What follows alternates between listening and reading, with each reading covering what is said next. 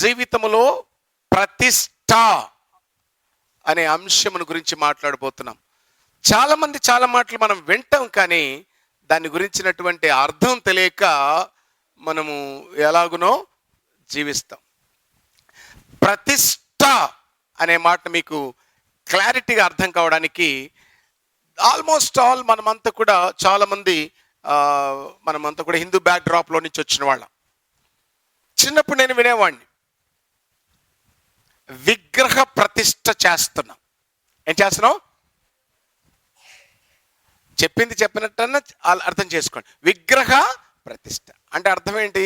ఒక స్థలములో ఒకదాన్ని నిలబెడితే అది మళ్ళా ఎప్పుడూ కదలదు.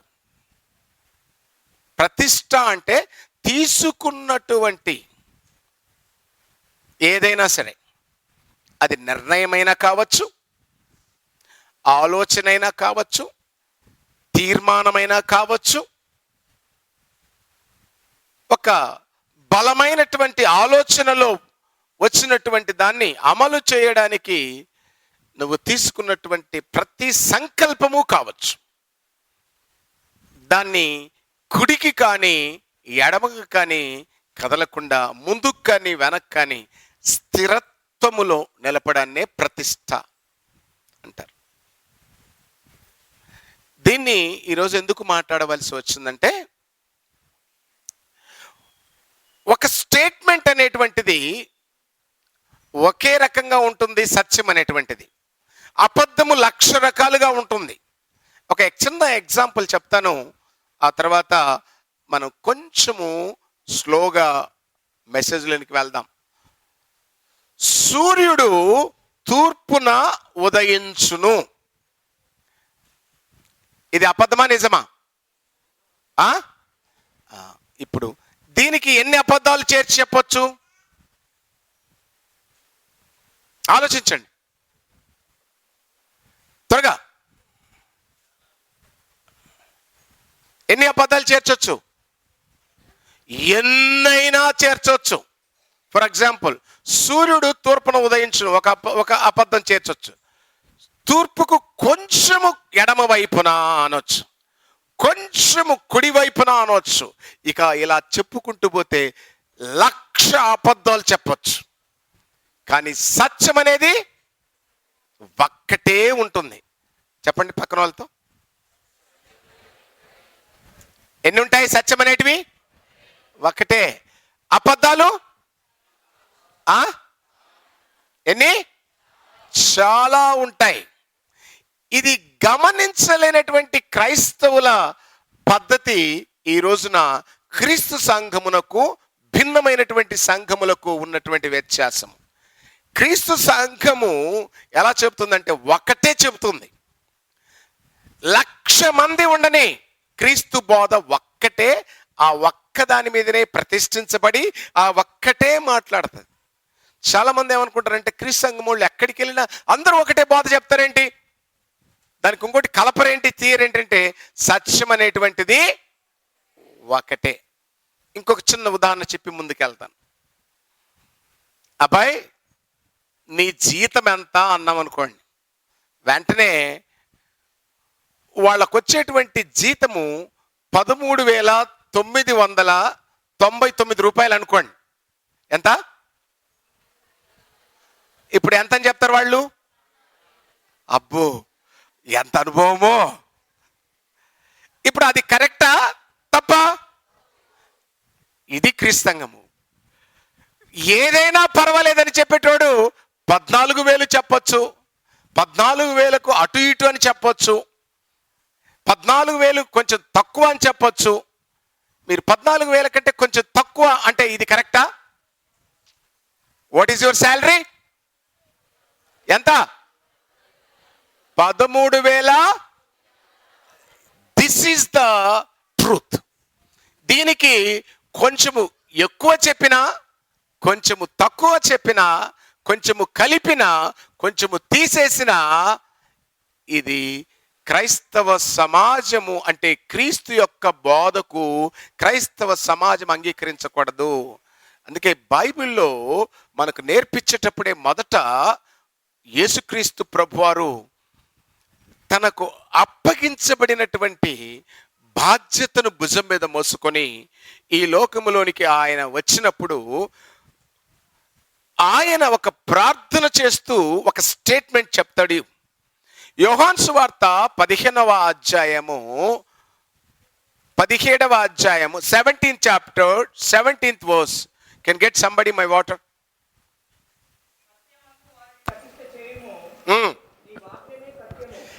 రైట్. ఇప్పుడు ఏం చెప్తున్నాడండి? సత్యమునందు వారిని ప్రతిష్ఠ చేయము, నీ వాక్యమే సత్యము. సో దేంట్లో ప్రతిష్ఠ చేయమని చెప్తున్నాడు? సత్యమునందు వారిని ప్రతిష్ఠ చేయము అన్నాడు. సత్యమనగా, పక్కన వాళ్ళతో చెప్పండి, సత్యమనగా వాక్యం. గట్టిగా చెప్పండి, మళ్ళీ చెప్పండి, మళ్ళీ చెప్పండి. ఇలా చెప్పిస్తున్నప్పుడు చాలా మంది అనుకుంటున్నారు మేమేమన్నా పిల్లోలమా పిల్లకాయలన్నా 2 రోజులు 4 గంటలు ఈజీగా చెప్తారు, మీరు మాత్రం చెప్పరు. 2 రోజులు అంటే ఏమైనా కావచ్చు అంటారు. అందుకే ఇన్నిసార్లు చెప్పించేది. అలా చిన్నపిల్లలు అడగండి, ఎప్పుడన్నా వాళ్ళు మర్చిపోతారేమో 2 రోజులు 4 అనేది. మీరు వెంటనే ఈ వారం చెప్పింది వచ్చేవారు. పోయిన వారం ఏం చెప్పానో చెప్పండి, ఎంతమందికి గుర్తు? టక్కన పోయిన వారం ఏం చెప్పాను చూడు. ఎంతమంది చెప్పారు? అక్కడ ఆమె చెప్పగానే పక్కన రమ చేయి ఎత్తింది, కాపీ కొట్టేసింది. ఇంక మిగతా వాళ్ళంతా అయిపోయింది పరిస్థితి. సో ఎంతగా మీరు మర్చిపోతారు అనే దాన్ని పసిపిల్లల కంటే కూడా మరి చాలా చాలా చిన్న మనస్సు కలిగిన వారుగా ఉంటున్నారు. తప్పు అది. అందుకోసమే మీకు మళ్ళా మళ్ళా మళ్ళా మళ్ళా ఎన్నిసార్లు నేను గుర్తు చేస్తూ వస్తున్నాను. యేసుక్రీస్తు ప్రభువారు చెప్తున్నారు, సత్యమనగా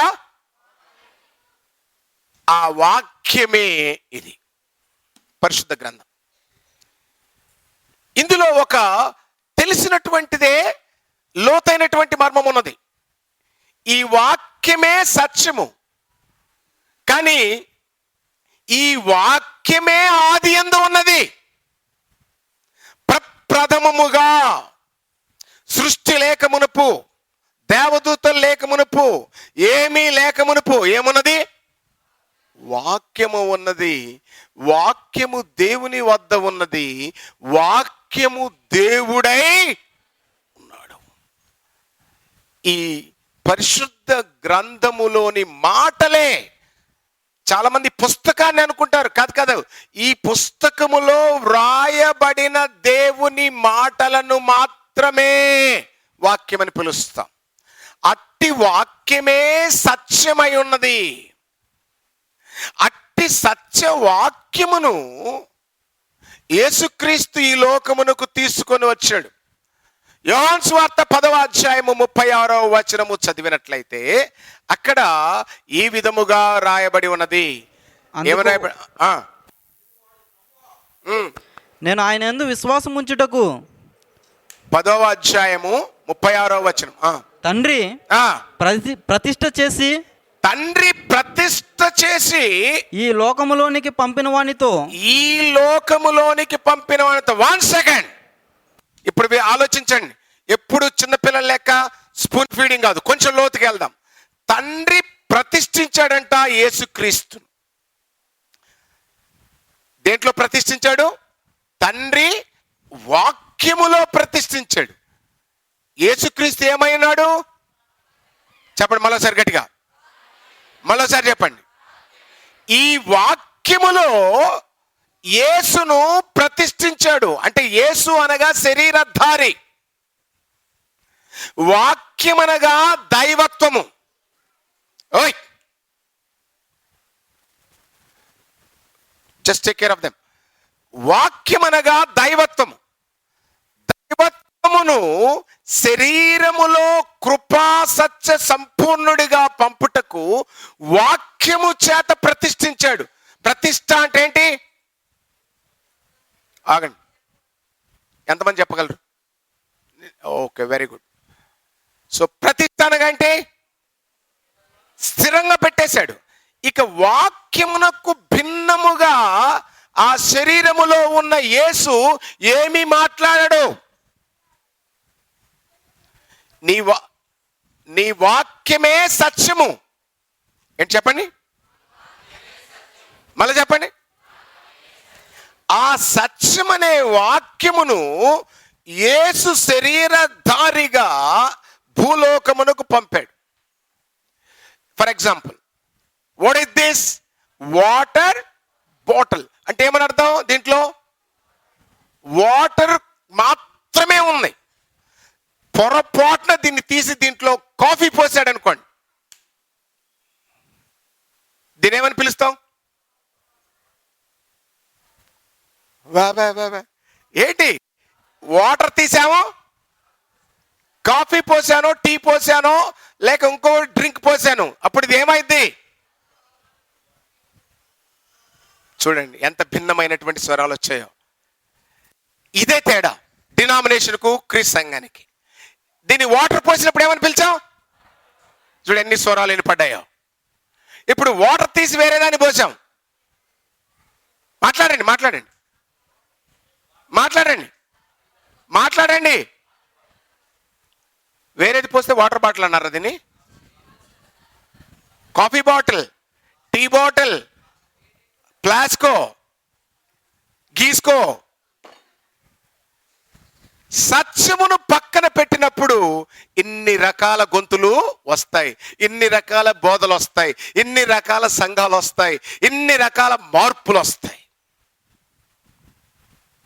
దయచేసి ఇట్లాంటి ఎగ్జాంపుల్స్ నేను చెప్తున్నప్పుడు రాసుకున్నారు.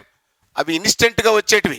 నాకు ఒక అసిస్టెంట్ ఉండేవాడు, రమేష్ అని. వాడు నేను ఎగ్జాంపుల్ చెప్తే అవి కూడా రాసుకునేటోడు. అప్పుడు తర్వాత తిరిగి వచ్చి నన్ను అడిగాడు, బ్రదర్ నేను మళ్ళీ తిరిగి చెప్పేటప్పుడు ఈ ఎగ్జాంపుల్ ఎలా చెప్పాలో రావట్లేదే. Don't do practice like that. So నేను ఇన్స్టెంట్గా చెప్పేటువంటి ఎగ్జాంపుల్ ఆ క్షణంలో పరిశుద్ధాత్మ ప్రేరణతో చెప్పేవి. So what's final it comes, water bottle అన్నప్పుడే దీనికి మనము యోగ్యతను సమకూర్చినట్టు. Back to the point. ఇప్పుడు యేసుక్రీస్తు ఈ లోకానికి పంపబడ్డప్పుడు ఏమి నింపి పంపారు దేవుడు? ఇది బాడీ అనుకోండి, ఇది యేసుక్రీస్తు శరీరమునకు సాదృశ్యంగా ఉందనుకోండి. ఇప్పుడు దీంట్లో ఆయన ఏం నింపాడు? గట్టి చెప్పండి, ఇంకోసారి చెప్పండి. అంటే ఇందులో వాక్యము తప్ప వేరొకటి లేదు. యేసులో వాక్యము తప్ప ఇంకొకటి ఉండడానికి వీలు. అలాగే క్రీస్తు సంఘములో క్రీస్తు బోధ తప్ప వేరొకటి ఉండడానికి లేదు. వేరొకటి ఉంటే ఇందాక మనం అందరం గలిబిలిగా మాట్లాడామే, గలిబిలి అవుతాం. అప్పుడు ఏమంటున్నాడంటే పరిశుద్ధాత్ముడు అల్లరికి కర్త కాదు, సమాధానమున కర్త. అందరినీ అభిషేకించిన ఆత్మ ఒకటే, అందరము బాప్టిజము తీసుకున్నటువంటి ఆత్మ ఒకటే. కాబట్టి అందరిది ఒకటే మాట, ఒకటే ఆలోచన, ఒకటే గమ్యము, ఒకటే పరలోకము, మనకు ఒకటే సంఘము, ఒకటే బోధ, ఒకటే క్రీస్తు. క్రీస్తు విభాగించబడి లేడు. కాబట్టి ఈ లోకానికి యేసును పంపుతున్నప్పుడే తండ్రి ఏం చేశాడంట? ప్రతిష్ఠించాడు. ఏం చేశాడు యేసు? మళ్ళీ చెప్పండి. ప్రతిష్ఠించాడు యేసును. దేనిలో? గడి చెప్పండి. రైట్. ఇప్పుడు ఇంకొంచెం ముందుకెళ్దాం. యేసుక్రీస్తు ఈ లోకానికి వచ్చి ఈ మాటలు ఎప్పుడు పలుకుతున్నాడంటే, ఆయన ఎందు నిమిత్తమైతే ఈ లోకానికి పంపబడ్డాడో ఆ యొక్క సమయము ఆసన్నమైంది. దీనికంటే ముందుగా మత్తయి సువార్త 17వ అధ్యాయము 5వ వచనము మనము చూసినట్లయితే, అక్కడ రూపాంతర కొండ మీదికి యేసుక్రీస్తు ప్రభువారు 3 వ్యక్తులను తీసుకొని వెళ్ళాడు. వెళ్ళాక అక్కడ వారు చూస్తుండగా ఆయన రూపాంతరము చెందాడు. రూపాంతరము చెందిపోయి అక్కడ 2 వ్యక్తులు కనపడ్డారు. ఎవరు చెప్పకండి. 2 వ్యక్తులు కనపడ్డారు. రూపాంతర కొండ మీద ఆ 2 వ్యక్తులు ఎవరు? ఎంతమంది తెలుసు?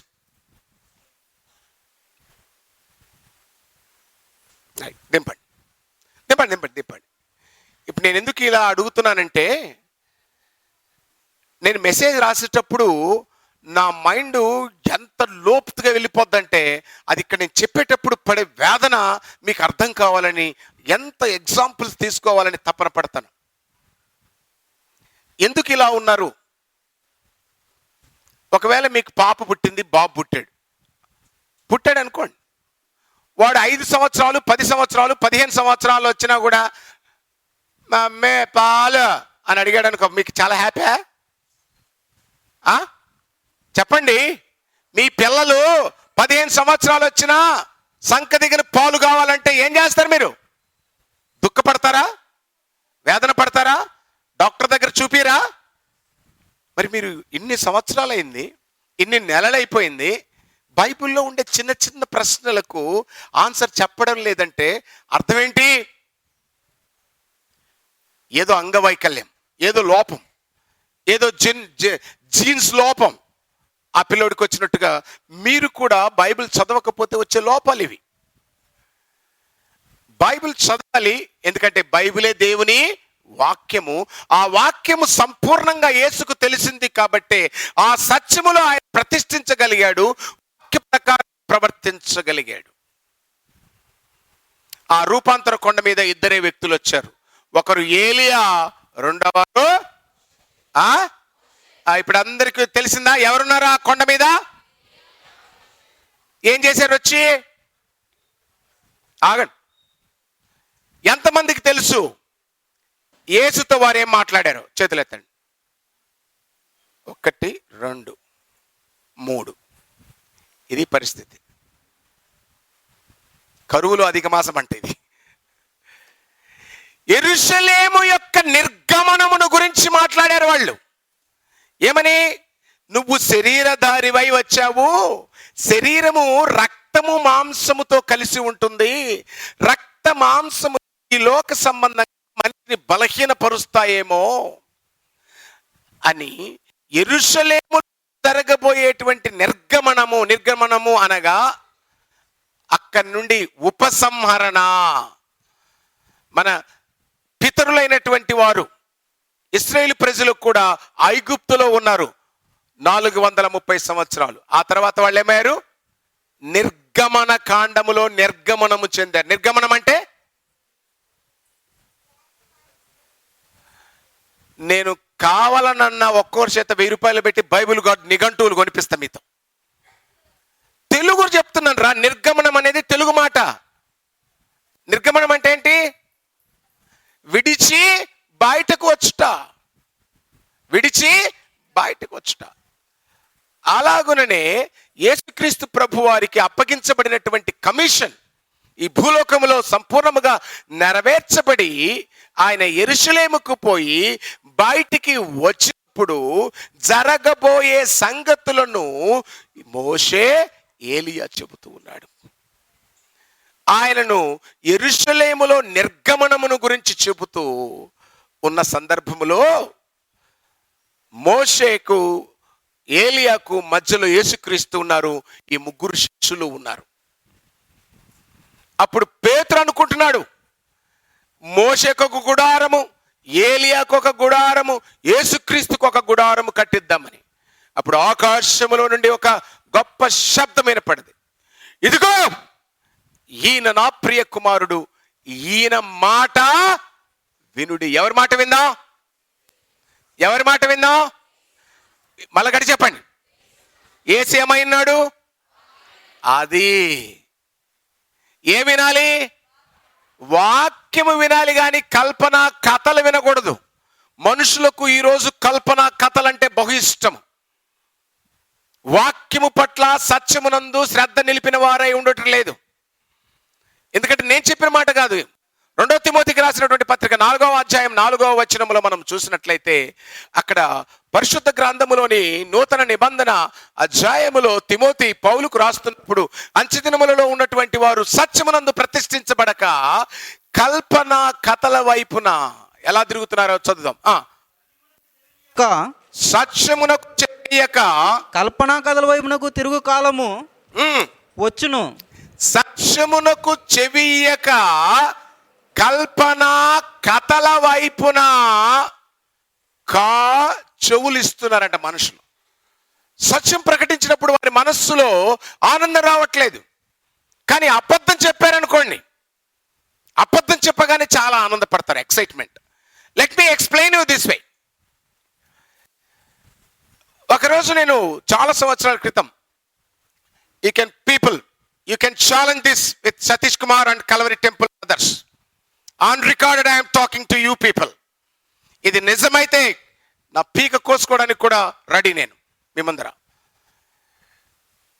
ఎందుకు సత్యము వైపున చెవి ఇవ్వక కథల వైపున ఎందుకు ప్రజలు మళ్ళిస్తున్నారో ఓ అబద్ధ బోధకుడు చెప్పినటువంటి కథ మీకు గుర్తు చేస్తున్నాను. ఒకరోజు ఒక సిస్టర్ గారు ఆరాధనకు బయలుదేరుతున్నటువంటి సందర్భములో వాళ్ళ భర్త అడిగాడంట. అవన్నీ పనులన్నీ చేసి వంట చేసేసి చేపల కూర వండేసేసి ఇక ఆరాధనకు బయలుదేరుతున్నటువంటి సందర్భములో వాళ్ళ భర్త అడిగాడంట, అమ్మాయి నీకిచ్చినటువంటి ఉంగరం ఎక్కడ పెట్టావు? ఏమంటే అది బీరువాలో ఉంది, తీసుకో అన్నాడంట. బీరువాలో ఉంది, తీసుకో అనగానే ఆయన పోయి బీరువా తీసి చూశాడు. చూగానే యథాప్రకారంగా ఉంగరం ఉంది. కంగారు పడిపోయాడంట. అమ్మాయి దగ్గరకు వచ్చాడంట, భార్య దగ్గరకు వచ్చి, ఏమే ఈ ఉంగరాన్ని నేను కావాలని చెరువులో పడేశాను, నీకు ఎలా వచ్చింది ఇది అనగానే ఆమె చెప్పిందంట, ఏమండి మీరు ఉదయం చేపలు తెచ్చారు కదా, ఆ చేపలు తేగానే ఆ చేపలు వండుదామని నేను చేపలు కోస్తుంటే ఒక చేప గొంతులో కిందండి. నేను వెళ్ళి ఇది మా ఉంగరమే, నా దేవుడే నన్ను కొట్టకుండా, నా దేవుడు నన్ను ఆ మందిరానికి పోకుండా ఆపుతాడని చెప్పి నా భర్త ఈ ఉంగరము చేపను పంపించి, చేప మింగిపిచ్చి నిన్ను పంపించి అది తెచ్చి నేను కోసి నేను కుండలేసి ఉంగరం బీరువాలో పెట్టాను. ఓ ప్రైజ్ ది లార్డ్, హల్లెలూయా. మీరందరూ చూడు ఎంత ముగ్ధులైపోయారు. వింటా ఉన్నారు. ఇందాక నుంచి వాక్యం చెప్తుంటే మాత్రం వింటలేదు. సత్యమునకు చెవి ఒగ్గే వాళ్ళు కాదు. we call him, we challenge him. ఈ రోజున ఇలాంటి దొంగలు హైదరాబాద్ను చుట్టుముట్టేశారు. హైదరాబాద్ ఏంది, ప్రపంచాన్ని చుట్టుముట్టారు. ఛాలెంజ్ సింపథైజర్స్, మీలో ఎవడికి దమ్మున్నా ఈ సత్యము నేను చెప్పింది అబద్ధం అనుకుంటే గనా రెడీ టు ఫేస్ ఏ ఛానల్లో అయినా సరే.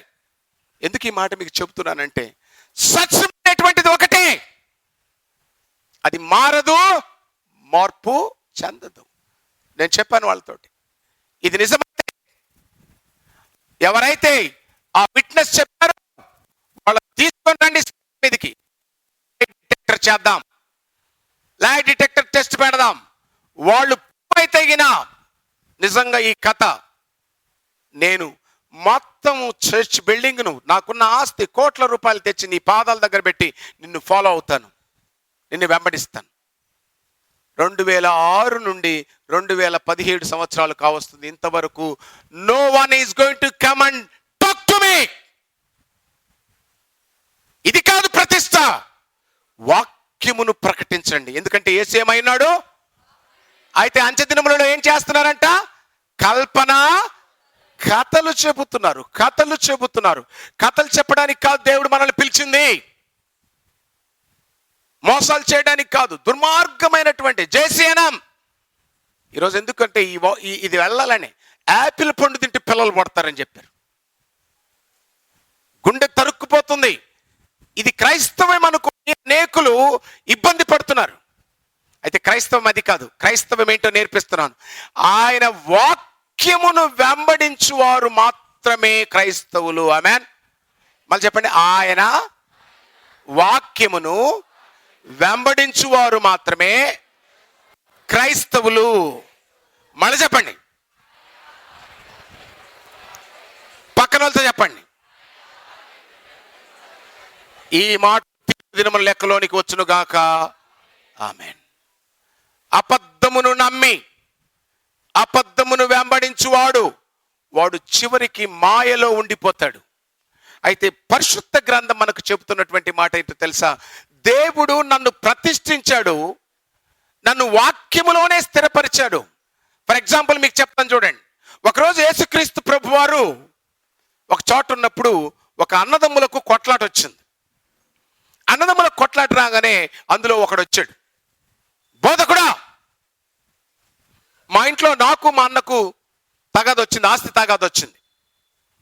ఈ ఆస్తి తగాదాలో నువ్వు వచ్చి మాకు తీర్పు తీర్చు అన్నాడు. అప్పుడు వెంటనే యేసుప్రభు ఏమన్నాడో తెలుసా? ఎవడ్రా నీకు చెప్పింది నేను ఆస్తులు పంపకం చేయడానికి వచ్చానని, నీ ఆర్థిక లావాదేవీలు చక్కబెట్టడానికి వచ్చానని?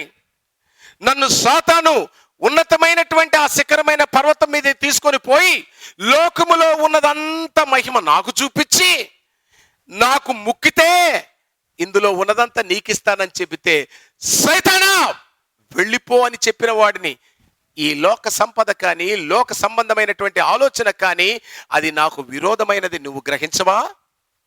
ఈరోజు సమాజం ఎలా తయారు చేశారు, క్రైస్తవ సమాజాన్ని నాశనము చేస్తుంటే ఈరోజు ప్రతిష్ట అనేటువంటి అంశాన్ని నేను మీతో మాట్లాడుతున్నాను. మిమ్మల్ని మీరు ప్రతిష్ఠించుకోవలసిన సమయము ఆసన్నమైనది. ఎందుకంటే బైబిల్ చెప్తున్నది, తండ్రి నన్ను లోకమునకు ఎలా పంపించాడంట?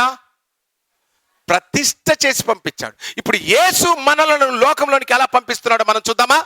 యోహాను సువార్త 17వ అధ్యాయము 17వ వచనము నుండి కొంచెం ముందుకు వస్తే, ఇప్పుడు యేసుక్రీస్తు ప్రభు వారు చెప్తున్నా, అమ్మా కొంచెం నాన్న కొంచెం చాలడం లేదు, ముందుకు రండి బిడ్డ, ముందుకు రండి దయచేసి ముందుకు రండి.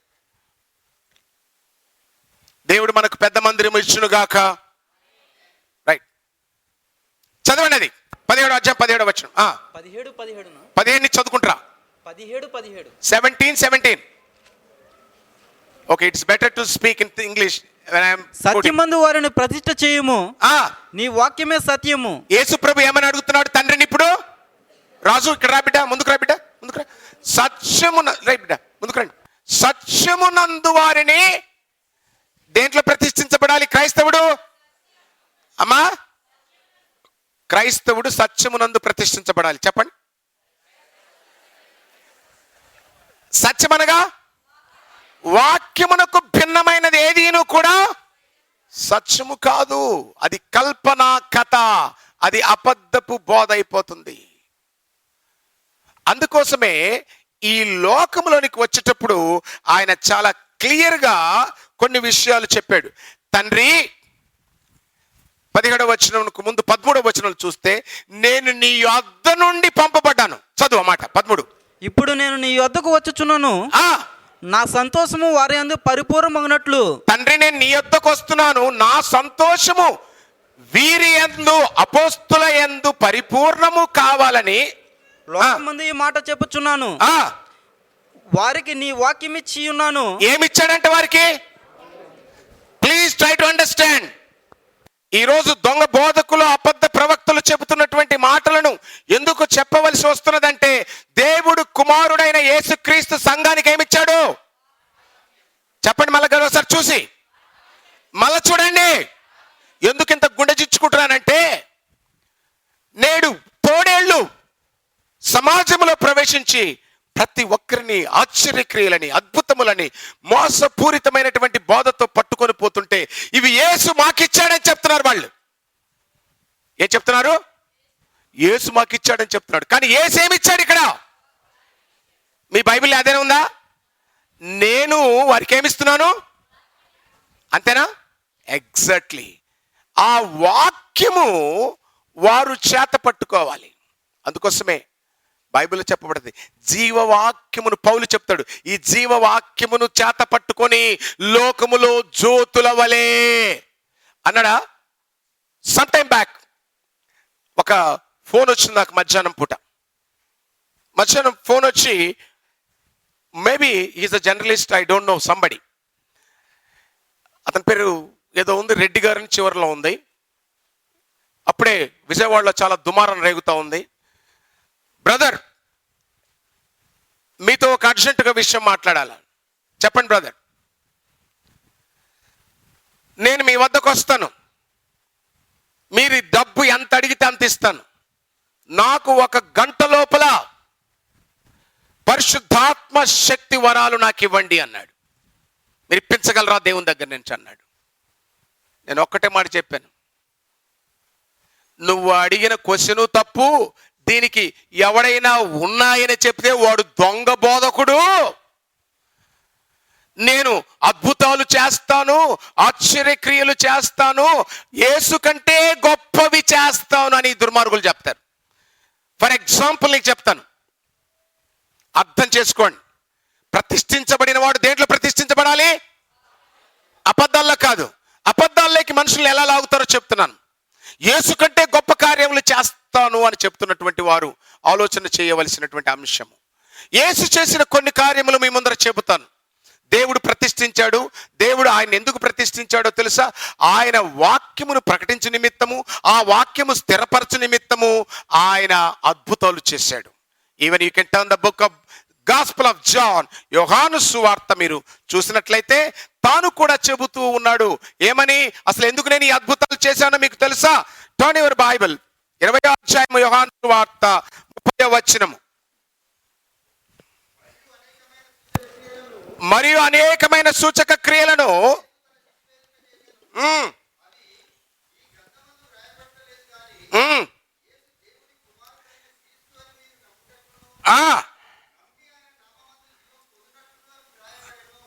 ఎందుకు రాశారంట? యేసు క్రీస్తు దేవుని కుమారుడు. నాతో పాటు చెప్పండి విత్ ఎ లౌడ్ వాయిస్. నమ్ములాగా ఆయన చేశాడు. చేసినవి పుస్తకంలో రాశారు.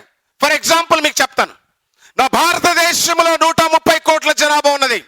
Please round the world people, the one who is demonstrating the miracles and teaching the people of the God's one. Be careful and listen. అందరు వినండి. ఈరోజు భారతదేశం 130 కోట్ల జనాభా ఉంది.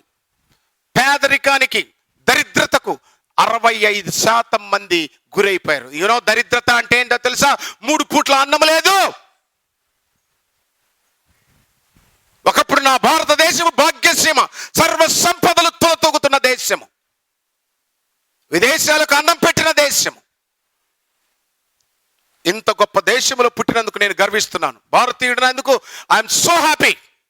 ఈ దేశంలో ఈ బైబిల్ పట్టుకొని వాక్యం చెప్తున్నందుకు ఇంకా ఆనందంగా ఉన్నది. ఎందుకంటే శ్రామిక, కర్షక, కార్మిక వర్గాలు ఎంతో తమ రక్తాన్ని, చెమటని చిందించి ఆ యొక్క పొలాలు, బీడు భూములలో నుంచి అన్నమును పుట్టించే అన్నదాతలు ఉన్నటువంటి దేశము నా దేశము. ఈ అన్నం పెట్టే దేశము కరువైపోయింది. 65% అన్నం లేక అల్లాడిపోతున్నారు నా దేశంలో.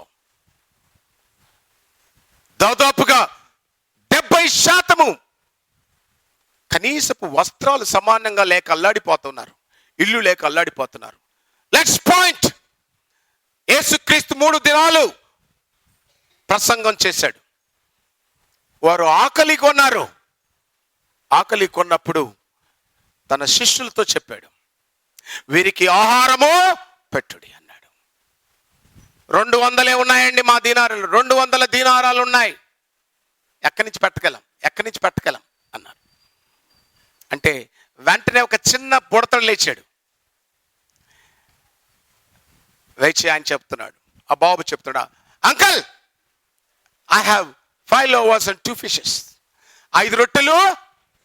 అందరు చెప్పండి ఎన్ని? 5 రొట్టెలు. 5 + 2 ఎన్ని? 7. 5,000 మామూలు కూడితే 7. కానీ అవి యేసు వద్దకు వచ్చాయి. ఆకాశము వైపున కన్నులెత్తాడు. తండ్రికి కృతజ్ఞతాస్తుతులు చెప్పించాడు. విరిచాడు, బొట్టలో పెట్టాడు. పంచండి రా అన్నాడు. ఎంతమంది తిన్నారో తెలుసా? 5,000 మంది పురుషులు తిన్నారు. 5,000 మంది పురుషులు తినగా, స్త్రీలు పిల్లలు తినంగా 12 గంపలు మిగిలిపోయాయి. Come on you guys, challenge to the nations, challenge to the false prophets. నా దేశం అల్లాడిపోతుంది. రండి, మీకు 5 రొట్టెలు, ఒక్కొక్క సేవకుడికి 5 రొట్టెలు, 5 రొట్టెలు 2 చేపలు ఇస్తాను. మీ ప్రాంతములలో ఉన్న స్లమ్ ఏరియాస్కి వెళ్దాం, పెడదాం, బిడ్డలకు అన్నం కడుపు నిండా పెడదాం. వస్తారా? మీరెందుకు వస్తారా? మీరు రారు.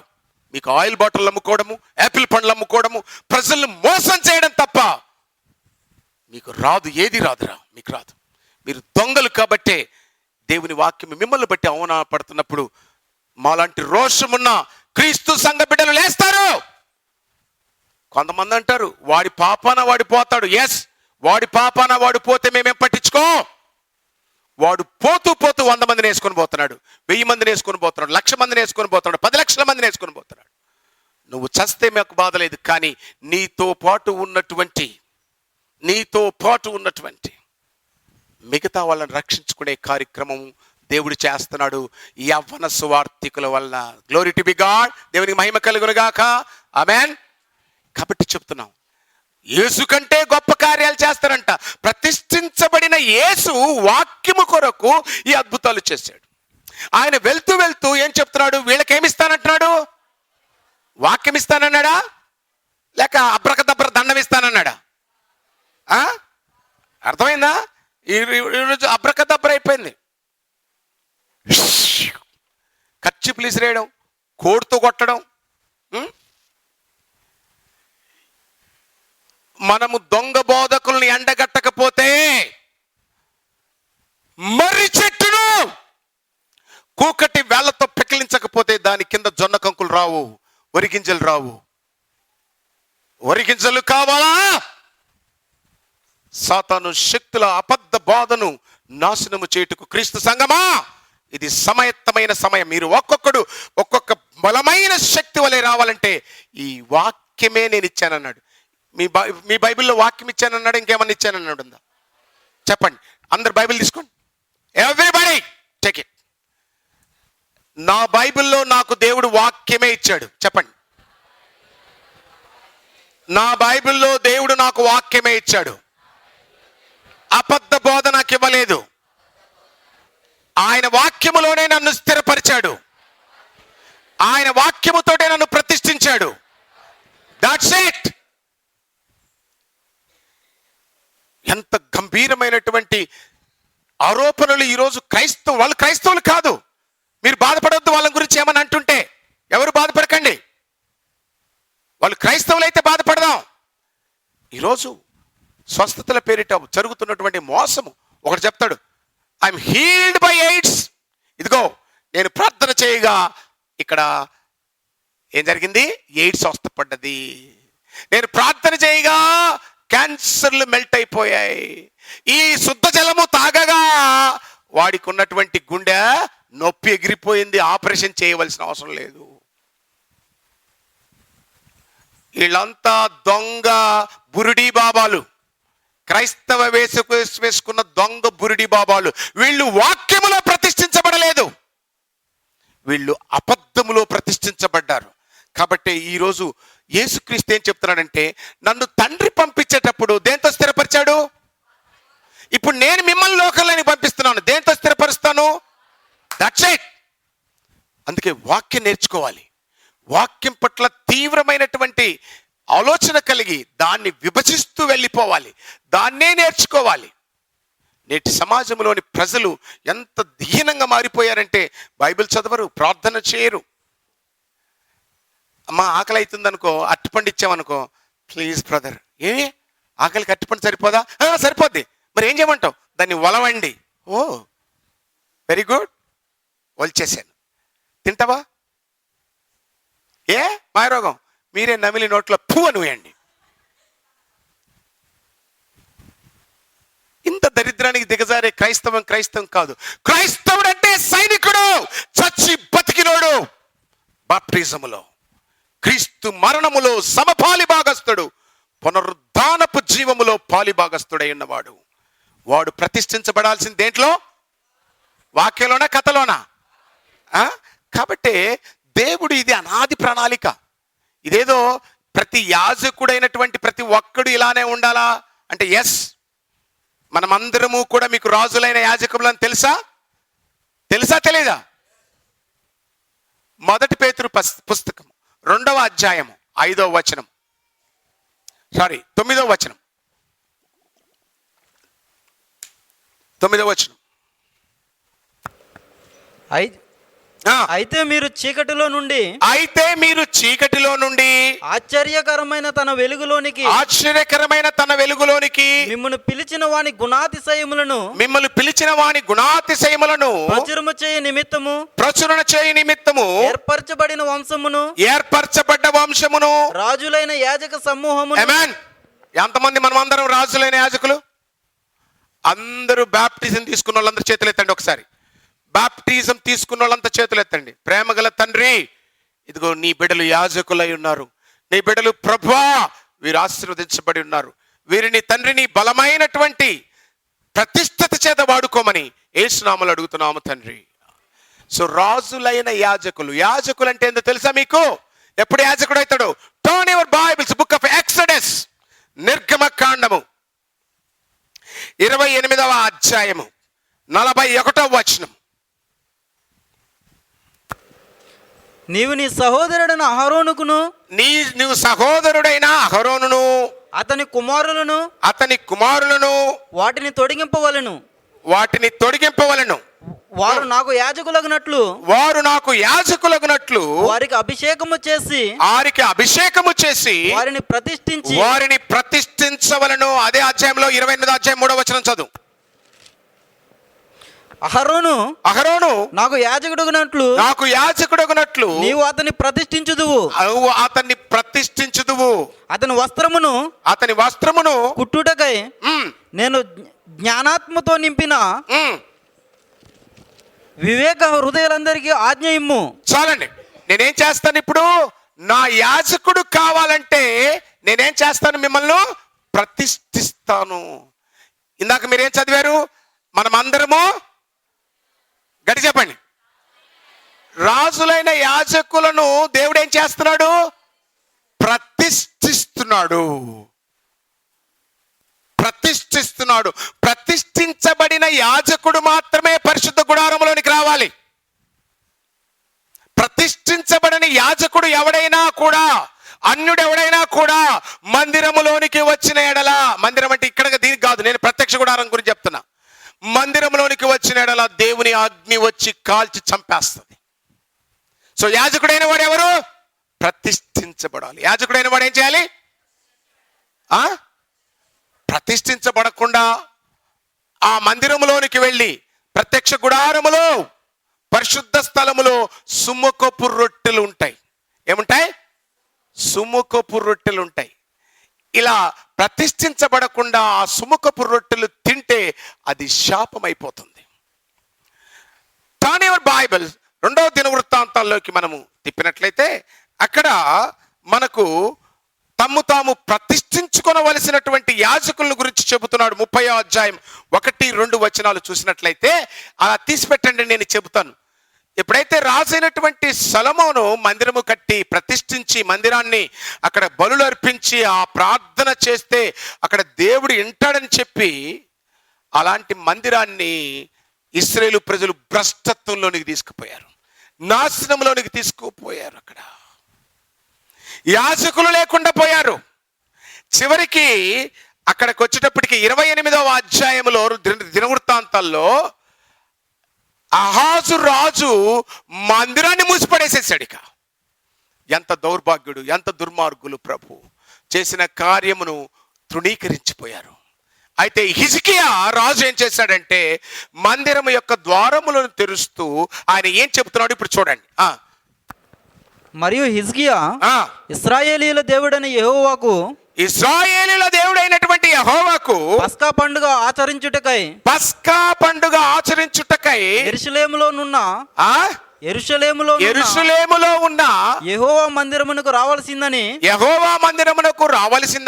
ఇశ్రాయేలు వారికందరికీ యూదా వారికందరికీ వర్తమానమును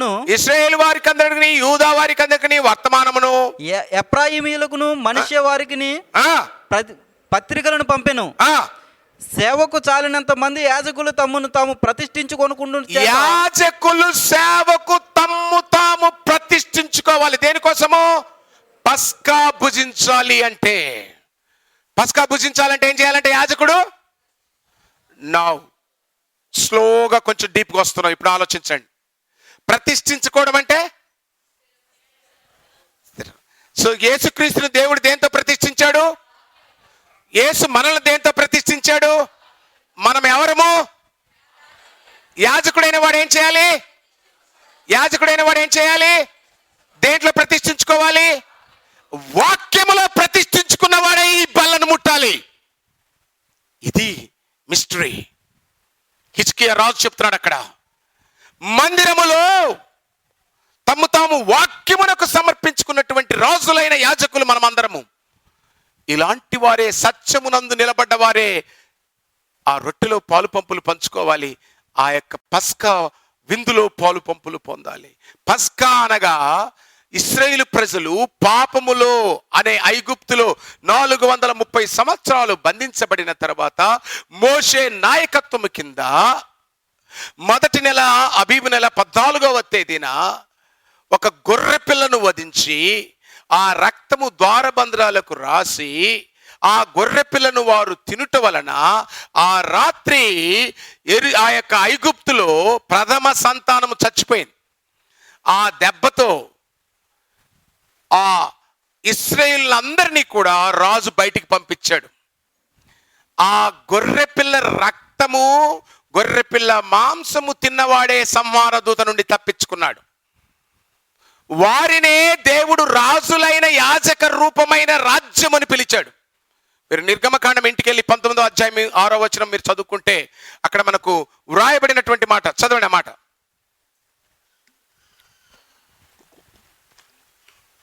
మీరు నాకు యాజక రూపమైన రాజ్యముగాను, పాపములో నుండి బానిసత్వములో నుండి విడిపించబడిన వాడే రాజులైన యాజక రాజ్యం అవుతుంది.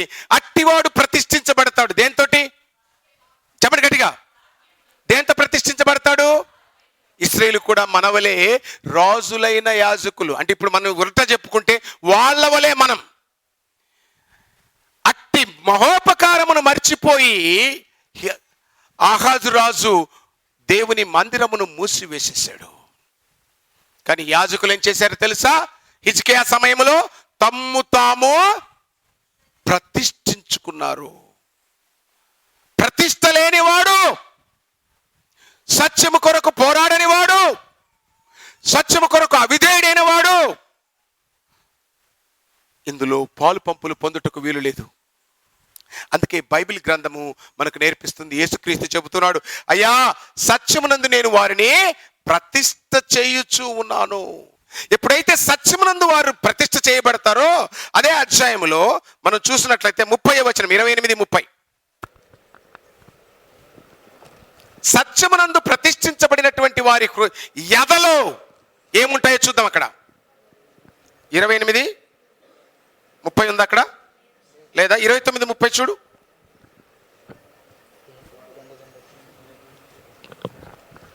వారు అర్పించడం ముగించిన తరువాత రాజును అతనితో కూడా నిర్గమకాండము 28వ అధ్యాయము 30వ వచనం.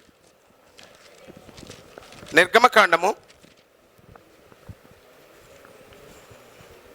మరియు నీవు న్యాయ విధాన పథకములో ఉరీము తుమ్మీము అను వాటిని, ఊరిము తుమీము అను రెండింటి నుంచి అందరితో చెప్పండి. ఊరిము తుమీము గడి చెప్పండి.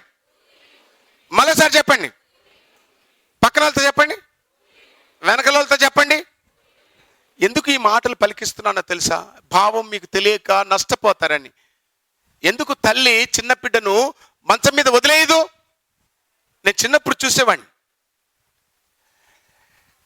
మా పిల్లలు మంచం మించి పడిపోతాడని తను బాసలు తోముకోవడానికి కూడా పోయేది కాదు. ఒకరోజు ధైర్యంగా మా వెన్నెలమ్మను బెడ్ మీద పండబెట్టి బాసలు తోముకోవడానికి పోయింది జయ. నా ముద్దుల కొడుకు ఏం చేశాడు తెలుసా? నా బిడ్డను కాలు పెట్టి లాగి మంచం మించి కింద పడి ఓ అని మొత్తుకుంటుంటే కాలు ఎత్తుకొని ఇట్ట పట్టుకున్నాడు. గుండె పగిలిపోయింది, చచ్చిపోయింది బిడ్డని. So why do I say, నా చిన్న పిల్లలారా నాశనం అయిపోతారని ఇవి నేర్పిస్తున్నాను. ఆ దినమునందు యేసు మిమ్మల్ని ఏమి అడగడు. వాక్యము ప్రకారము జీవించారా, నీ ఇష్టానుసారంగా జీవించానా? అయ్యా ఫలానోడు తప్పు చెప్పాడు, వాడి సంగతి నీకెందుకు, నేను నీకేమిచ్చాను చెప్పండి. దేంట్లో ప్రతిష్ఠించాను? దేంట్లో ప్రతిష్ఠించాను? వాక్యం చూసుకో. వాక్య ప్రకారం ఉన్నావా లేవా? అయితే ఈ యాజకుడి హృదయములో రెండు ఉంటాయంట. ఏంటవి? ఊరిము, ఊరిము. ఈ మాటల అర్థము చెబుతాను. ఇవి హెబ్రీ భాషలో రాయబడ్డవి. ఊరిము అనగా వెలుగు, తుమీం అనగా సత్యం. ప్రతిష్ఠించబడినటువంటి యాజకుడి హృదయములో ఏముండాలి? వెలుగు, సత్యము ఉండాలి. యేసుక్రీస్తు మనకు లోకమునకు వెలుగై ఉన్నాడు. ఆయన ఉండాలి. ఎవరుండాలి? ఎవరుండాలి? వెలుగు అనగా ఎవరు? యేసుక్రీస్తు.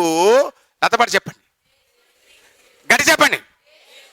లోకమునకు వెలుగై ఉన్నాడు.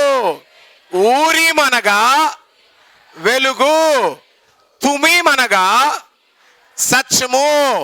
ఊరిమనగా వెలుగు, తుమీమనగా సత్యము. హృదయంలో ఏం పెట్టాడంట? ఎద మీద యాజకుడికి ప్రతిష్ఠించినాక వెలుగును. అంటే ఎవరు ఉండాలి? నా హృదయములో యేసు ఉండాలి. రెండవది ఏముండాలి? సత్యం ఉండాలి. సత్యం అనగా చెప్పండి గట్టిగా. అది యేసు ఉండాలి. సత్యము అనగా వాక్యం ఉండాలి. అప్పుడే నువ్వు యాజకుడువు, అప్పుడే నువ్వు ప్రతిష్ఠించబడ్డవాడవు. కానీ అలా ప్రతిష్ఠించబడినటువంటి జనముగా చెప్పుకుంటూ హృదయములో సత్యము లేదు, హృదయములో వాక్యము లేదు. అయితే అప్పుడు వాడు క్రైస్తవుడని బోర్డు పెట్టుకున్నా వాడు క్రైస్తవుడు కాదు. వాడు క్రీస్తుని గురించి భజన చేసినా వాడు క్రైస్తవుడు కాదు. వాడు క్రీస్తుని గురించి లోకమంతా చెబుతానన్నా క్రైస్తవుడు కాదు. ఏముండాలి? అవి ఎవరిలో ఉంటాయి? గడి చెప్పండి. నాలో ఉంటాయని చెప్పండి. నువ్వు యాజకుడు కాదా? ఏమేమి ఉండాలి? రెండు. పక్కన వాళ్ళు చూడండి, పక్కన వాళ్ళు చూసుకుంటూ చెప్పండి. మీలో ఏముండాలి? ఏమేమి ఉండాలి? ఉన్నాయని అడుగు. ఇప్పుడు వాళ్ళకేం ఆన్సర్ చెప్పలేదు. ఏముండాలి? రెండు. ఊరిమనగా ఏలుగనగా యేసుక్రీస్తు, వెలుగనగా తుమీమనగా సత్యమనగా. That's it. మీరు ఎవరండి చెప్పింది మీకు జ్ఞానం లేదని? ప్రపంచాన్ని అగ్గిపెట్టేలాగా ఉన్నారు మీరు. శబాష్ అనుకోండి ఒకసారి అట్లా. శబాష్. రేపు నుంచి అనేకులకు మీరు ఈ వెలుగును సత్యాన్ని తీసుకుని వెలిసే యాజకులై ఉన్నారు మీరు. అందుకే బైబిల్ నేర్పిస్తూ ఉన్నది.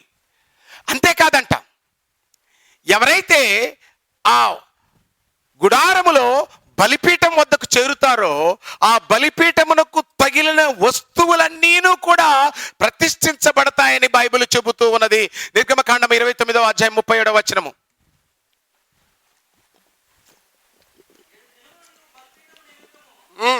ప్రాయశ్చిత్తము చేసి దాన్ని పరిశుద్ధపరచవలను. ఆ బలిపీఠము అతి పరిశుద్ధముగా ఉండును.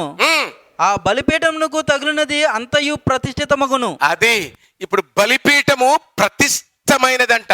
ఎందుకు ప్రతిష్టమైనది? అది పరిశుద్ధమైనది. ఆమేన్. ఇక వినండి, చాలా కీలకమైన మాట చెప్తున్నాను. ఇప్పుడు మీరేమనుకున్నారు? ఇప్పుడు 5 స్టెప్స్ ఎలా వచ్చాయి చూడండి. యేసును దేవుడు ప్రతిష్ఠించి లోకానికి పంపాడు. దేంతో ప్రతిష్ఠించాడు యేసును? ఇప్పుడు యేసు మనల్ని దేనిలో ప్రతిష్ఠిస్తున్నాడు? వాక్యములో ప్రతిష్ఠించాడు. వాక్యములో ప్రతిష్ఠించగానే మనం ఏమైపోతాం? యాజకులం అయిపోతాం. యాజకులైతే ఏముంటాయి? Very good. యాజకులు కాగానే ఊరిము తుమీము ఉంటుంది. ఈ ఊరిము తుమీము కలిగినటువంటి యాజకుడు బలిపీఠము దగ్గరికి రాగానే, అంటే బలిపీఠం అంటే పాత నిబంధనలో ఉన్నటువంటి ఆవరణలో బలులు అర్పించేటువంటి. అయితే కొత్త నిబంధనలో బలిపీఠం అనగా మనము ప్రార్థన చేయు విధానము. ఎప్పుడైతే ప్రార్థనలో కూర్చుంటామో ఈ యాజకుడు ప్రార్థన చేయనప్పుడు పాపములను, తప్పిదములను, అపరాధములను క్షమించమని అడిగినప్పుడు బలిపీఠము తగిలిన ప్రతి వస్తువు ఏమైపోద్దంట? పరిశుద్ధపరచబడుతుంది. ఎవడైతే యేసు నామములో ప్రార్థన చేస్తాడో వాడందరూ కూడా పరిశుద్ధపరచబడతారు. ఆమేన్. ఏం చేయాలంట ఈ యాజకుడు? ప్రతిష్ఠించబడిన వాడు ఏం చేయాలి చెప్పండి? ఎందుకు ప్రార్థన చేయాలి? బలిపీఠము తగలగానే వాడు పరిశుద్ధపరచబడతాడంట. పరిశుద్ధపరచబడితేనే నీ ప్రతిష్టత ఉంటుంది, కానీ పరిశుద్ధత లేకుండా వెలుగుండదు, సత్యము ఉండదు, యేసు ఉండడు, వాక్యము ఉండదు, బలిపీఠము అసలే ఉండదు, పరిశుద్ధత అసలే ఉండదు. వీళ్ళు చెప్తారు హీల్ దిస్ పీపుల్ లార్డ్ అని. Try to understand this magical wolves, cunning foxes of this world, who is tearing the churches of Christ. Be aware. బలిపీఠమును తగలాలి. తగిలినప్పుడే అందులో నుంచి పరిశుద్ధత. బలిపీఠం ఎప్పుడైతే యేసు మనలోనికి రాగానే, యేసు ఆ బలిపీఠ సముఖంలోనికి మనం రాగానే, ప్రార్థనకు కూర్చోగానే, బలిపీఠము రాగానే ఎందుకు పరిశుద్ధమవుతామో తెలుసా మీకు? ప్రార్థన చేయనప్పుడు యేసు చెప్పాడు, బలిపీఠముకు వద్ద వచ్చినప్పుడు అంటే ప్రార్థన చేయనప్పుడు మొదట మీ శత్రువులను క్షమించ. ఏం చేయాలి? గడి చెప్పండి. నీకు విరోధముగా కీడు చేసిన వారిని, నీకు విరోధముగా పాపము చేసిన వారిని, నీకు విరోధముగా నిన్ను నాశనము చేయాలని చూసిన వారిని. యేసు అదే నేర్పించాడు. కల్వరి బలిపీఠములో ఆయన సిలువలో వేలాడుతూ కూడా, తండ్రి ఇది బలిపీఠ పరిశుద్ధత. చేయగలుగుతున్నావా? నీ శత్రువులను క్షమించగలుగుతున్నావా? ఎంతమంది క్షమించలేకపోతున్నారు? చేతులు ఎత్తండి. ఎత్తుతాం. నువ్వు మళ్ళా పేరు పెట్టి తిట్టవు. పోనీ మనసులో అనుకోండి, గట్టిగా కళ్ళు మూసుకోండి.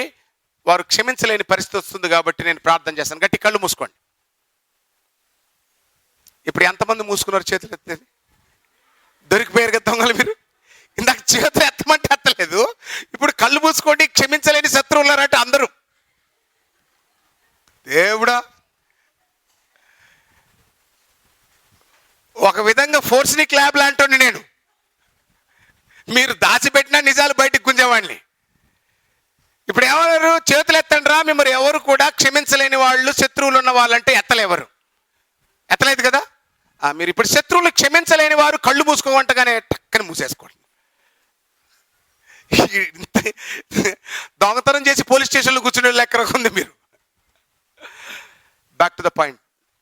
నో, మనకు శత్రువులు అనే వాళ్ళు ఎవరు ఉండకూడదు. ఈ హింసించు వాడి కొరకు ప్రార్థన చేయండి, నీకు కీడు చేయవాడికి మేలు చేయండి.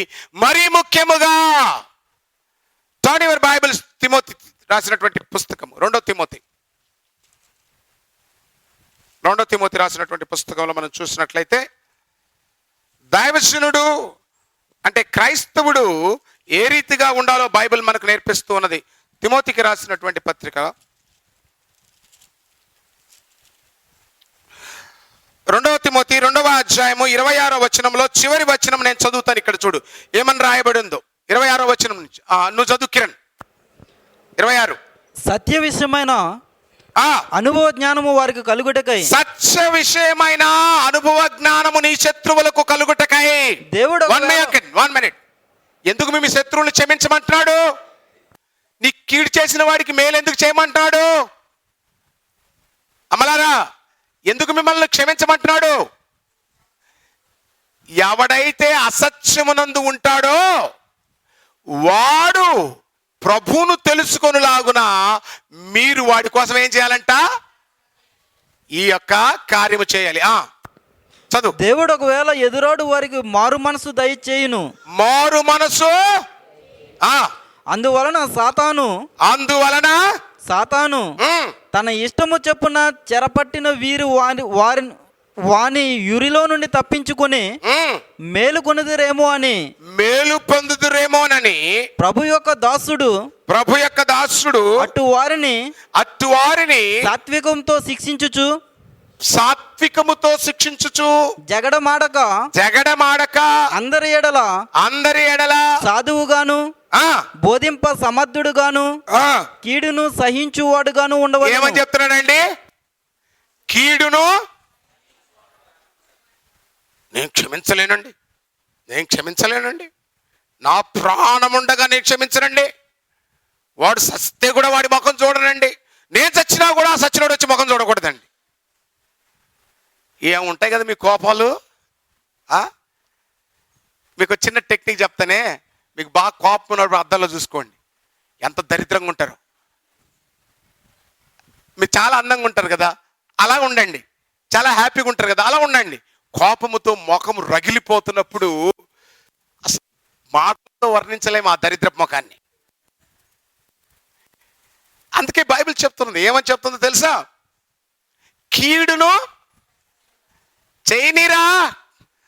ఇక్కడ నాకు చాలా ఇష్టమైనటువంటి క్యారెక్టర్ దావీదు. ఆ దావీదు చెప్తాడు, మనుషుడే పాటివాడురా బాబు, వాడి చేతిలో ఎందుకు పడదాం, దేవుని చేతిలో పడదాం. వాళ్ళు ఎన్ని కీడులు చేసినా తన రాజు అయినటువంటి సౌలు ఈట తీసుకొని చంపేయాలనే కూడా సౌలుకి ఏం అపకారం చేశాడు దావీదు? ఏమీ చేయలేదు. ఉపకారమే చేశాడు, మంచే చేశాం, మేలే చేశాం, బ్రతకమని చెప్పాం, బ్రతుకును ఎలా బ్రతకాలో నేర్పించాం. అయినా కూడా ఈట వేస్తే, అంతకుముందు చెప్పాను, మేకు కొట్టినా ఏం చేయాలి? కానీ తమ్ముడు, కానీ నాన్న, కానీ అమ్మ, కానీ తల్లి, నీ పని నువ్వు చేస్తా ఉండు, నా పని నేను చేస్తా. ఉన్నాడు అక్కడ. ఆయన ఏం చేస్తాడంట? మనల్ని కీడు సహించేవారుగా ఉంచుట వలన క్రీస్తు స్వరూపమునకు మారుస్తాడు. ఆమేన్.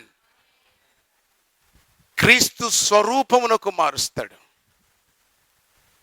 It's true. I want to say something to you. నాకు కూడా మనం ఏం చేయాలి? కీడును సహించాలి, అన్యాయమును సహించాలి. అదే క్రైస్తవ్యం. అందుకే బైబిల్లో నుంచి మనకు చెబుతున్నాడు, దావీదు మేలే చేశాడు, కీడు చేశాడు ఎవరికన్నా. కానీ దావీదును చంపేయాలనుకున్నారు. మేలుకు ప్రతిగా కీడును చేసే సమాజం. అయినా ఈ లోకము దుర్మార్గమైనది, ఈ లోకము మీకు యోగ్యమైనది కాదు. ఈ లోకము గుంట నక్కలతో కూడుకున్నటువంటిది. ఈ లోకములో మిమ్మల్ని నేను పంపిస్తున్నాను. ఎలా పంపిస్తున్నానో తెలుసా?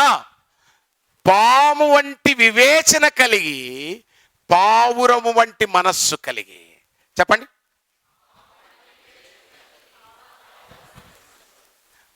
జ్ఞానము కలిగి ఉండండి. దేని పట్ల? అన్యాయం పట్లనా? జ్ఞానము, సత్యము పట్ల జ్ఞానము కలిగి, సాత్వికమును దీనత్వమును హృదయములో ధరించుకోవాలి. దేనిలో ధరించుకోవాలి? సాత్వికమును. అప్పుడు వాడు యాజకుడు అవుతాడు. అప్పుడు కాకపోతే క్రీస్తు స్వరూపం రాదు. అందుకే యేసు ప్రభు చెప్తాడు, మత్తయి సువార్త 11వ అధ్యాయం 28-29వ వచనంలో మనం చూసినట్లయితే, ప్రయాసపడి భారం మోసుకుని సమస్తమైన వారులారా నా యొద్దకు రండి, నేను మీకు విశ్రాంతిని కలగ చేస్తాను. నేను సాత్వికుడును దీన మనసు కలవాడును కనుక నా యొద్ద మీరు ఏం నేర్చుకోగలరు? మీ కాడి ఎత్తుకొని సాత్వికమును దీనత్వం. యాజకుడైన ప్రతివాడు కీడుని ఎలా క్షమించగలడు? శత్రువుని ఎలా క్షమించగలడు? నేనైతే క్షమించలేనబ్బా, ఏముండదు. అర్థమవుతుందండి? ఈ లోకంలో నుంచి చచ్చిపోయాక ఈ మట్టి శరీరం మిగులుతుంది. దానికి కోపం ఉంటుందా? దానికి కన్నీరు వస్తుందా? దానికి బాధ వస్తుందా? మనోళ్ళే లేనిపోని తంతులన్నీ చేస్తుంటారు. అయ్యా వెన్నీళ్ళు పెట్టండి, స్నానం చేయించండి, కొత్త బట్టలు వేయండి. వాడు బతుకున్న రోజు ఇంత బుచ్చ అన్నం కూడా పెట్టిండరు. వాడికి కొత్త బట్టలు వేస్తారు, అప్పుడు కొత్త పెట్ట తీసుకొస్తారు. ఓ అమ్మ చేయలేనివన్నీ చేసి పడేస్తారు, స్త్రీలైనా పురుషులైనా. But come back. ఏం ధరించుకుందాం? చెప్పండి అందరూ. సాత్వికము, దీన మనస్సు. మళ్ళీ చెప్పండి. క్రీస్తు సంఘము అనంటే దైవీక వేద పాఠశాల అంటారు తెలుగులో. క్రీస్తు సంఘము అనే దానికి అర్థం ఏంటంటే, మీకు ఇంకా డెప్త్గా మీకు ఓవర్గా తెలుసుకుంటే, ఎందుకు ఈయన చిన్నపిల్లలకు పాఠం చెప్పినట్టు చెప్తాడంటే, ఎవడైనాను బోధించిన ఎడల దేవోక్తుల వలె బోధించవలను. అది మన గురువు గారు అయినటువంటి యేసుక్రీస్తు ప్రభు వారు చిన్నపిల్లలకు ఎలా నేర్పిస్తాడో అలా నేర్పిస్తాం. అలా నేర్పించాడు తన శిష్యులకు. అందుకోసమే మీతో చెప్పించడము, మీతో పలికించడము, మీకు స్లోగా ఎక్కించడము, ఇవన్నీ కూడా. అందుకే బైబిల్లో చెప్పినటువంటి మాటలు మనం చూసినట్లయితే, యాజకుడైనటువంటి ప్రతి ఒక్కడు కూడా ఏం కలిగి ఉండాలి? సాత్వికము, దీనత్వము కలిగి ఉండాలి. అప్పుడు మీ ప్రాణములకు విశ్రాంతి. ఇప్పుడు కళ్ళు మూసుకోండి, ప్రార్థన చేసుకుందాం. మీ శత్రువుల కోసం ప్రార్థన చేస్తాను. ఇప్పుడు కళ్ళు మూసుకోండి. ఎవడు మూస్తలే, గుడ్ల గుబల పెట్టింది. ఇక మనకు శత్రువులు అనేవారు ఈ సోకాల్డ్ దొంగల కోసం ఆరాటపడ్డానే కానీ వాళ్ళు మన శత్రువులు కాదు. మీరు శత్రువులా చూడకూడదు ఎవరిని కూడా. అర్థమవుతుందా? వారందరి కోసం ఇలా మాయలు చేసి, మోసాలు చేసి, ఇలా శుద్ధ జలమని, ఆయిల్ బాటిల్ అమ్మి, అన్ని బైబిల్ అమ్మి, అన్ని అమ్ముకుంటారే దొంగలు. వీళ్ళ కోసం మీరు ప్రేయర్ చేయండి అంతే. వాళ్ళు మన శత్రువులు కాదు. వాళ్ళ కోసం ప్రార్థన చేయండి. ఏమో వాడిని దేవుడు మార్చుకుంటే, వాడు క్రీస్తు సంఘం అయితే, వాడు సత్యమందు ప్రతిష్ఠించబడితే, వాడు వాక్యము కలిగితే, వాడు ఉరీము తుమీము వాడు ఎందుకు వచ్చేస్తే వాడిలో ఈ యొక్క మనం ఇందాక అనుకున్నట్టు సాత్వికము, దీనత్వం వచ్చేస్తే, is a blessed one. So we come back again. బైబిల్లో నుంచి మనం యేసుక్రీస్తు చెప్పినటువంటి బోధలేనికి వచ్చేద్దాం. ఇప్పుడు యోహాను సువార్త 17వ అధ్యాయం 17th చాప్టర్ 16వ వచనం. నేను లోక సంబంధిని కానట్టు వారును లోక సంబంధులు కారు. ఇప్పుడు చూడండి, ఇక ఫైనల్ పాయింట్. ఎవడైతే యాజకుడు అవుతాడో, ఎవడైతే క్రీస్తు సంఘములో ఉంటాడో, యేసు ఏం చెప్తున్నాడంటే, నేను లోక సంబంధిని కాదు. అమ్మలారా, అయ్యలారా, క్రైస్తవుడు లోక సంబంధ, పరలోక సంబంధ? గడి చెప్పండి. అలా లోక సంబంధులు కాదు వాళ్ళు. ఎవడైతే లోక సంబంధి అవుతాడో, లోకములో ఉన్నదంతా నేత్రాశ, శరీరాశ, ఇవి తండ్రి వలన కలిగినవి కాదు. మీ హృదయంలోనికి నేత్రాశ, శరీరాశ, జీవపు డంబం వస్తే మీరు యాజకులు కాదు. యాజకులు కాకపోతే వాక్యము మీలో లేదు. వాక్యము మీలో లేకపోతే మీరు ప్రతిష్ఠించబడలేదు. మీరు ప్రతిష్ఠించబడలేదంటే క్రీస్తు సంబంధులు కాదు. క్రీస్తు సంబంధులు కాని ఎడల మీరు నరకమునకు పాత్రులయుందురు. It is very simple that. అందుకే బైబిల్ చెప్తున్నటువంటి మాట. నువ్వు లోక సంబంధా కాదా? పక్కన వాళ్ళతో చెప్పు, నేను లోక సంబంధిని కాదు. అయినోళ్ళే చెప్పండి, నేను లోక సంబంధిని కాదు. ముందు అనుకోండి ఫస్ట్, నేను లోక సంబంధిని కాదు. గడి చెప్పండి. ఇంకొకసారి చెప్పండి. లోకములో ఉన్నదంతయును నేత్రాశ, శరీరాశ, జీవబుడంబము. వీటిని చెప్పకండి. వీటిని ప్రేమించేవాడికి తండ్రి ప్రేమ వాడిలో ఉండదు. తండ్రి ప్రేమ వాడిలో లేకపోతే యేసే ఉండడు. యేసు కావాలా వద్దా?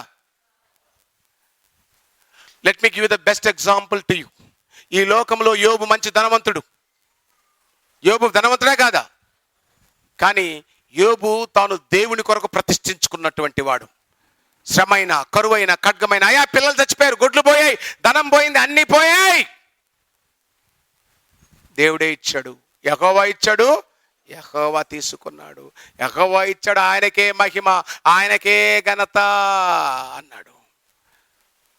ఇంటి ఆవిడ వచ్చింది, ఏమండి ఇప్పటికైనా దేవుణ్ణి దూషించి మరణము కమ్ము అన్నాడు. ఎన్న కర్ర తీసుకున్నాడు దాన్ని కొట్టడానికి. మన వాళ్ళు లేస్తారు, ఏమని అనగానే కర్ర తీసుకుని కొట్టడానికి. ఏమంటున్నాడు? ఏమన్నాడు? అబ్బాయిలారా మీకు చెప్తున్నాను, మీ వైఫ్ను మూర్ఖురాలా అనకూడదు కంటే ఇంకెక్కువ మాట్లాడకూడదంట. ఇదే మూర్ఖురాలా, మూర్ఖురాలా, అవివేకి మాట్లాడినట్టు మాట్లాడకు. అవివేకి మాట్లాడినట్టు మాట్లాడకు. ఎన్ని ప్రతిష్ఠించుకున్నవాడు, అన్ని పోయాయి. చివరికి ఒంట్లో జబ్బు వచ్చింది. వదిలేశాడా దేవుణ్ణి? ఏమంటున్నాడు తెలుసా? Turn your Bibles. ఇదొక మాట చదివిస్తాను. యోబు గ్రంథము. ఆయన నన్ను చంపినను నేను ఆయన కొరకు కనిపెట్టుకుంటా. ఎంత అద్భుతమైనటువంటి విశ్వాసముతో కూడినటువంటి ఈ మాటను నేను అనేక సార్లు చదువుతూ ఉంటాను. 13వ అధ్యాయం 15వ వచనం. ఇదిగో ఆయన నన్ను చంపినను, ఇదిగో ఆయన నన్ను చంపినను నేను ఆయన కొరకు కనిపెట్టుకొనుచున్నాను. నేను ఆయన కొరకు కనిపెట్టుకొనుచున్నాను. ఇది ప్రతిష్టత. ఇక కదులుస్తారా ఏమైనా? చెప్పండి. ఆయన చంపినను ఆయన కొరకు. నేను మీ ఆయన కొరకుగా చెప్తుంది. వాడు చంపిన కూడా ఉంటానండి, అది కాదు. నేను ప్రభువుని గురించి చెప్తున్నాను. ఆయన నన్ను చంపినను నేను ఆయన కొరకే కనిపెట్టుకొని ఉంటాను. ఈ వాక్యమునకు భిన్నమైనది ఏదీను కూడా నేను ఉండను, చెయ్యను. ప్రియ దేవుని సంగమా, దేవుడు చివరికి యేసుక్రీస్తు ద్వారా మనకు అప్పగించినటువంటి ఈ బోధలో స్థిరంగా మనల్ని బలపరిచేటువంటి వాడు. ఆయన మనల్ని అనాథులుగా విడిచిపెట్టిపోలేదు. మనల్ని ప్రతిష్ఠించుకున్న తర్వాత మనల్ని బలపరచడానికి, మనల్ని స్థిరంగా ఉండడానికి, మనల్ని నడిపించడానికి ఆయన పరిశుద్ధాత్మను అనుగ్రహించి వెళ్ళాడు. మనం బలహీనులం, మనం ప్రతిష్టలో నుంచి కదులుతామేమో అని, ప్రతిష్టలో నుంచి జారిపోతామేమో అని మనల్ని బలపరచుటకై ఆయన తన ఆత్మను అనుగ్రహించాడు. ఆత్మ పరిశుద్ధాత్ముడు లేనప్పుడైతే అపోస్తులు యేసుప్రభు చనిపోయాక ఆయన విడిచిపెట్టి, ఆయన మాటలు విడిచిపెట్టి వలలు తీసుకొని చేపలు పట్టనీకిపోయారు. కానీ వారు ప్రతిష్ఠించబడినటువంటి ప్రతిష్టతను, పరిశుద్ధాత్మ అభిషేకము రాగానే ఒకరు చనిపోవడానికి, సిలువ వేయబడ్డానికి ఏ శ్రమలైనా, పేతురు ఒక స్టేట్మెంట్ చెప్తాడు, వింటాను మీకు. ఆ నామమును బట్టి ఎన్ని హింసలు పొందుటకైనను మేము పాత్రులమని ఎంచుకొనుచున్నాము. ఆ నామమును బట్టి చచ్చిపోవడానికైనను మేము సిద్ధపడుతున్నాము. ఇది క్రైస్తవ్యము, ఇది నీతి, ఇది ఊరిము తుమీము, ఇది సాత్వికము, దీనత్వము, ఇది యాజకత్వము, ఇది క్రైస్తవ్యము. ఇంతకు మించినది ఏది లేదు. ప్రతిష్ఠించబడినటువంటి జనాంగమా, అబ్రహాం యొక్క సంతానమైనటువంటి ఇశ్రాయేలును ప్రతిష్ఠించబడిన జనాంగము అని పిలిచాడు. ప్రతిష్ఠించబడినటువంటి మందిరము అని పిలిచాడు. ఆ రెండు ఈరోజు నువ్వై ఉన్నావు. పక్కన ఎవరు నిద్రపోనీకండి, చాలా ఇంపార్టెంట్ విషయం. ప్రతిష్ఠించబడిన మందిరము మనమే, ప్రతిష్ఠించబడిన జనాంగము మనమే. ఎందువలన? పరిశుద్ధాత్మ యొక్క అభిషేకము, బాప్టిజమము ద్వారా. పాత నిబంధనలో యాజకుని అభిషేకించేటప్పుడు ఇత్తడి గంగాళము దగ్గర తెచ్చి నీళ్లతో స్నానము చేయిస్తాడు. నువ్వు నేను యాజకుడిగా మారాలంటే ఇదిగో ఇక్కడ క్రీస్తు నామములో మారు మనసు పొంది పాప క్షమాపణ నిమిత్తము బాప్టిజము తీసుకున్న ప్రతి ఒక్కడు క్రీస్తులో ఉన్నవాడు. క్రీస్తులో ఉన్న ప్రతి ఒక్కడు కూడా ప్రతిష్ఠించబడిన యాజకుడు. క్రీస్తులో ఉన్న ప్రతి ఒక్కడు ఎవరు? ప్రతిష్ఠించబడిన యాజకుడు. చివరి చెప్పండి, క్రీస్తులో ఉన్న ప్రతి ఒక్కలము ప్రతిష్ఠించబడిన యాజకులము. కాబట్టి దీన్ని ఆషామాషగా అనుకోకండి. ఎందుకంటే బైబిల్ మనకు నేర్పించినటువంటి బోధ. చివరి మాట 17వ అధ్యాయము యోహాను సువార్త 19వ వచనంలో చూద్దాం. 17-19. వారు సత్యమందు ప్రతిష్ఠ చేయబడినట్లు వారి కొరకై నన్ను ప్రతిష్ఠ చేసుకొనుచున్నాను. చూడండి ఎంత నిజంగా దీనుడు అండి. అయ్యా, వాళ్ళు ప్రతిష్ఠించబడులాగున నన్ను నేను ఇప్పుడు ప్రతిష్ఠించుకుంటున్నాను అన్నాడు. ఈ దేవుడు ప్రతిష్ఠించాక యేసు తనను తాను ప్రతిష్ఠించుకోవడం ఏంటి అంటే, ఈ వాక్యము చెబితే వాళ్ళు నన్ను చంపేస్తారు, నన్ను సిలువకు అప్పగిస్తారు, నన్ను కొరడాలతో కొడతారు, నన్ను అవమానపరుస్తారు, నా ముఖం మీద పూస్తారు, నా వెంట్రుకలను పీకేస్తారు, నన్ను పిడిగుద్దులతో గుద్దుతారు, అయినా వారి కొరకు నన్ను నేను ప్రాణమును అర్పించుకొనుటకు ప్రతిష్ఠించబడుతున్నాను. దాని మీనింగ్ ఏంటో తెలుసా? క్రీస్తునందు సద్భక్తితో జీవించేటువంటి ప్రతి ఒక్కడికి శ్రమలు వస్తాయి, హింసలు వస్తాయి, బాధలు వస్తాయి, కఠినమైన పరిస్థితులు వస్తాయి. అయినా మనం ఏం చేసుకోవాలంట? మనము క్రీస్తు కొరకు ప్రతిష్ఠించబడాలని పేతురు చెప్తున్నాడు. నీ పిలుపును, ఏర్పాటును, నీ ప్రతిష్ట నీకే వదిలిపెడుతున్నాడు దేవుడు. నువ్వు క్రీస్తు కొరకు ప్రతిష్ఠించుకుంటావా, లోకము కొరకు ప్రతిష్ఠించుకుంటావా? తొందరపడి ఎవరు ఆన్సర్ చెప్పకండి. క్రీస్తు కొరకు ప్రతిష్ఠించుకుంటావా, లోకము కొరకు ప్రతిష్ఠించుకుంటావా? ఒక్క సెకండ్ ఆలోచించండి. లోకము దాని నటన, లోకము దాని ఆశలు అన్నీ గతించిపోతున్నాయి. కానీ క్రీస్తునందున్నటువంటి వాడు శాశ్వతముగా ఉంటాడు. పరలోకమందున్న నా తండ్రి చిత్తము చేయువాడు నిరంతరము జీవిస్తాడు. దేంట్లో ప్రతిష్ఠించబడతావు చెప్పండి?